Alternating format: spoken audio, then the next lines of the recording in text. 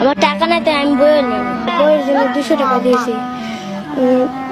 বই টাকা না দিলে বই দিবে না, টাকা না দিলে বই পাবো না। আমি বই নেওয়ার জন্য 200 টাকা দিয়েছি।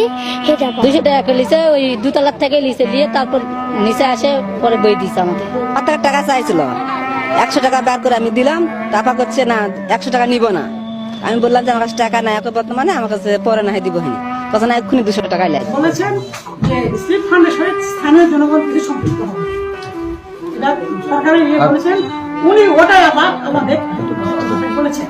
আমি এই পরিপ্রেক্ষিতে আমাদের মা সমাজ করতে হয়, তো আমার একটু স্যার মিজানুর স্যারকে বলেছেন, স্যার আমাদের নাসিক মিটিং এ স্যার বললেন স্থানীয় জনগণ সম্পৃক্ত হবে, তাহলে আমি কি আমাদের মায়েদের কাছ থেকে মাসে করে কিছু অনুদান নিতে পারি?